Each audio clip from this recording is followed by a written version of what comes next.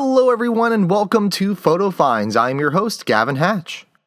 Well, it's finally here. Universal Orlando's Halloween Horror Nights 25 started last Friday, and since it's the event's 25th year, it's huge and a lot to cover, so I won't be talking about everything in this episode. Instead, I'll just be focusing more on the scare zones around the park this week and touch on the other elements such as the houses in the coming weeks. So let's get started. Up in the front of the park, I got a couple of shots of the turnstiles of when the park opened, which is 6 o'clock each day. And you can see here just a sample of how crowded it really is. The crowds actually fill the whole courtyard area and go past the studio arches.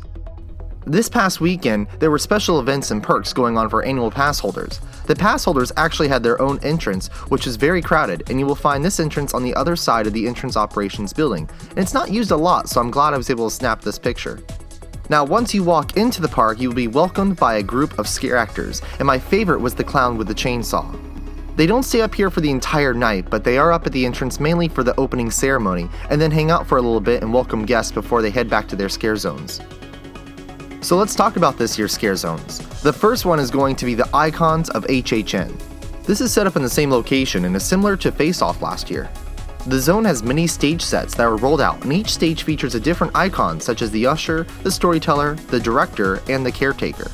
Roaming around the streets are scare actors from past years as well, such as the Minions from the Fear Revealed zone back in 2010, also the ladies from 7, which was a scare zone in 2011. The coolest part about this zone is that throughout the night, each icon has its own mini show on their stage, and they kill someone. I just wish I knew when they were going to happen so I can be there for each killing. I took most of the pictures during the day so you can see the detail of everything better, but at night, the whole feel of the park gets even creepier with the way that they have all the lighting set up. Now, down the street from the icons is where you can watch Jack the Clown and The Carnage Returns, which is an all-new stage show. It's such a nice set and the show is very well done, and if you want to watch it, check it out on the Attractions Magazine channel. Like every year, the Bloody Nurses are around the park selling jello shots to help give you more courage and are always happy to pose for pictures. Now, back in the front of the park near Shrek and Despicable Me is the Scary Tales Steampunk Scare Zone. This is a very interesting zone where classic fairy tale characters get a sinister scary tale twist immersed in the world of steampunk. Again, it looks better at night with lots of fog and lighting, but there is not really a lot of set pieces, just this large steampunk looking device that gets rolled out in the evening for the event. Now, over in the streets of New York, it's my favorite zone, Psycho Scarepy Unleashed. This zone takes place in the city of Shady Brook, and the patients of Shady Brook Asylum have escaped and killed residents during their Halloween block party. The costumes may not be terrifying, but the scare actors sure are. This zone is actually based off a very popular house that they did for HHN in past years. For those of you who are fans of the Purge scare zone from last year, you will find the bread truck that was used in that zone is back again and being used in the streets of New York as a converted broken down food truck. Now, this zone looks really great at night, and the best feature is the burning gazebo. Once the sun goes down, this thing has flames coming out of it constantly.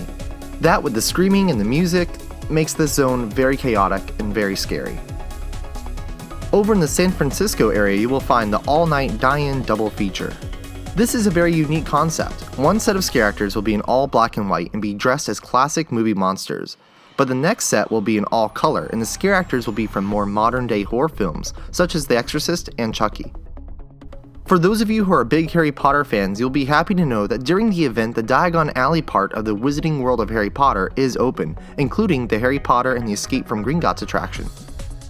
Over in the Springfield area of the park, there is no actual scare zone, but you will run into a group of terrifying clowns, most carrying a chainsaw. In the Central Park area, you will find Evil's Roots. This is a zone that is very creepy and visually appealing. They really cram a lot of set pieces and actors into a small and narrow place, but that's what makes it scary. You don't have a lot of room to run away.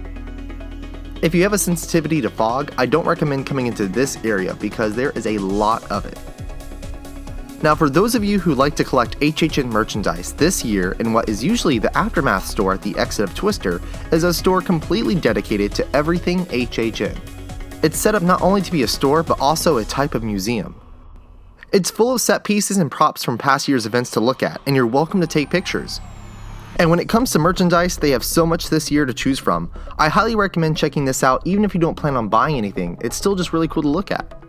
In the front of the park at the Universal Studio store, there's HHN merch being sold there as well, but at the entrance of the store you will find this amazing life-size wax figure of Jack.